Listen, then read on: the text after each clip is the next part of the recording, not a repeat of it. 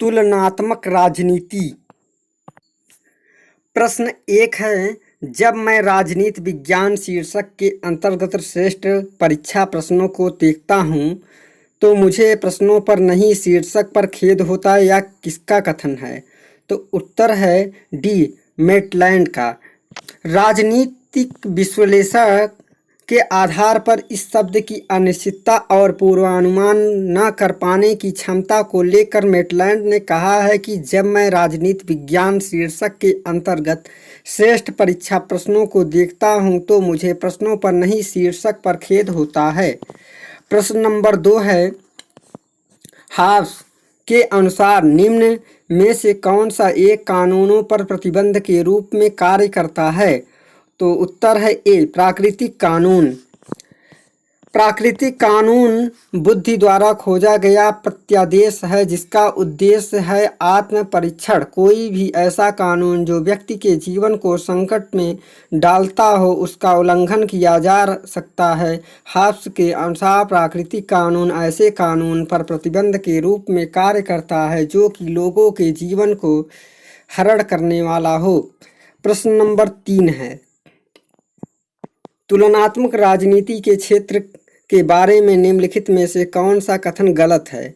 तो उत्तर ए सही है। इसमें तुलनात्मक राजनीति आदर्श राज्य की स्थापना करती है, ये कथन गलत है। और सही क्या है?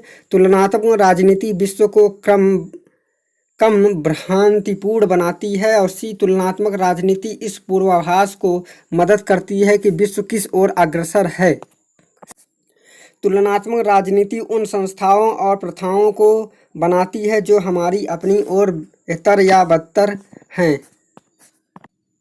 तुलनात्मक राजनीति आदर्श राज्य की स्थापना नहीं करती बल्कि वे तथ्य अवश्य प्रस्तुत करती है जिसको अपनाकर कोई भी प्रशासन प्रणाली और बेहतर दिशा में आगे बढ़ सके। तुलनात्मक राजनीति में अभी तक आदर्श राज्य का कोई स्वरूप नहीं हुआ है। प्रश्न नंबर 4 है, तुलनात्मक राजनीति के दृष्टिकोण के रूप में संस्थापरकवाद इस तथ्य से सीमित है कि उत्तर है बी सही है, यानी दूसरा सभी देशों में लोकतांत्रिक व्यवस्था नहीं होती है और तीसरा सभी देशों में लिखित संविधान नहीं होता है। तुलनात्मक राजनीति के संस्थापक दृष्टिकोण के अनुसार जो निर्णय प्रक्रिया में भाग लेते हैं वे संस्थागत मानकों द्वारा स्वीकृत होने के साथ साथ निर्धारित भी होते हैं। अन्य कथन सत्य है। प्रश्न नंबर 5 है, निम्न में से तुलनात्मक राजनीति का उद्देश्य है? तो उपयुक्त में सभी, यानी दार्शनिक लक्ष्य, वैज्ञानिक लक्ष्य, शासन नीति के प्रयोग का लक्ष्य। तुलनात्मक राजनीति के अध्ययन के उद्देश्य का लक्ष्य इस प्रकार है, दार्शनिक गंतव्य, वैज्ञानिक लक्ष्य और व्यवहारिक उपयोग के गंतव्य और शासन नीति के में प्रयोग का लक्ष्य। प्रश्न नंबर 6 है, निम्नलिखित में से कौन सी तुलनात्मक राजनीति के परंपरागत उपागम की विशेषता नहीं है? तो उत्तर है डी, अवैज्ञानिक अध्ययन। और है क्या?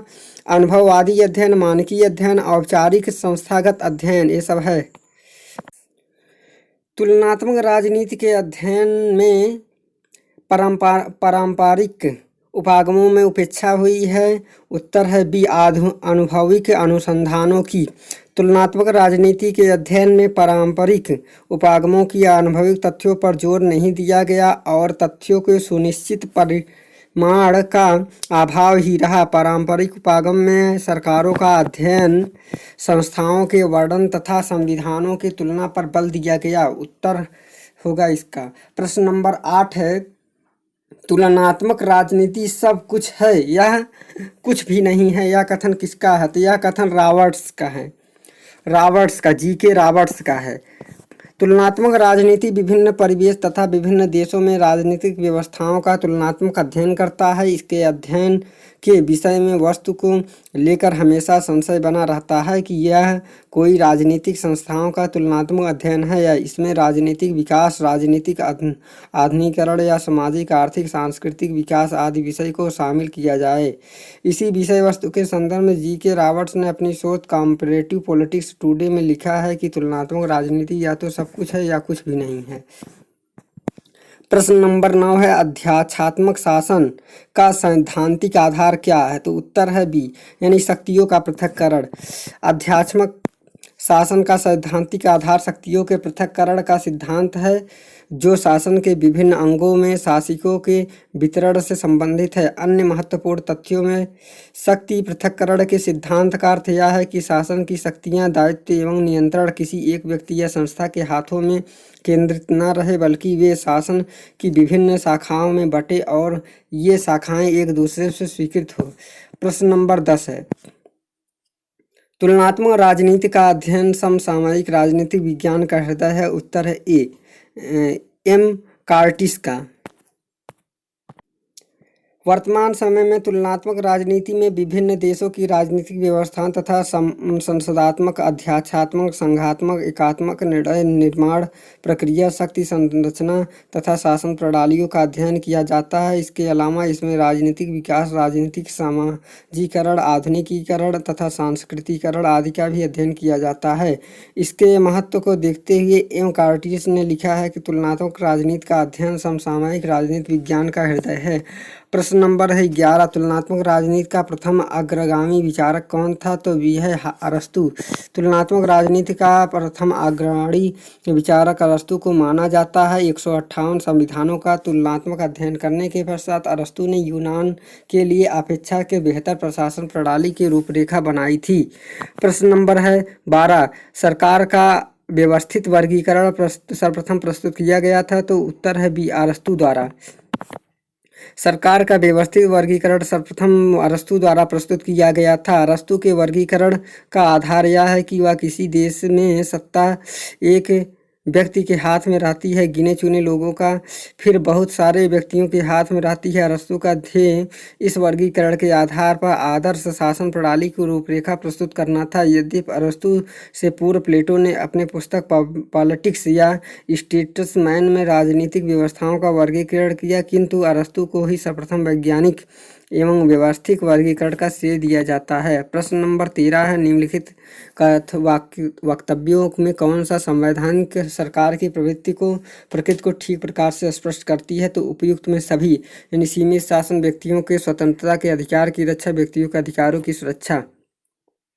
संवैधानिक सरकार के प्रमुख लक्षण सीमित शासन, स्वतंत्रता के अधिकार की रक्षा, व्यक्ति के अधिकार की सुरक्षा, संपत्ति का अधिकार, अनुबंध की स्वतंत्रता एवं कानूनों का समान संरक्षण आदि है।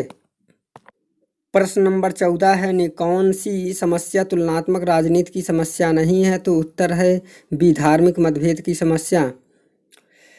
तुलनात्मक राजनीति की प्रमुख समस्याएं हैं प्रत्ययों की रचना एवं परिभाषा, अमूर्तिकार के स्तर एवं वर्गीकरण तथा एकत्रीकरण, मानकों, संस्थाओं व व्यवहार में अंतर संबंध की समस्या और पृष्ठभूमि परितः की समस्या। प्रश्न में दी गई समस्याएं इन्हीं मुख्य समस्याओं की उप समस्याएं हैं जिसमें से धार्मिक मतभेद की समस्या तुलनात्मक राजनीति का समस्या नहीं है।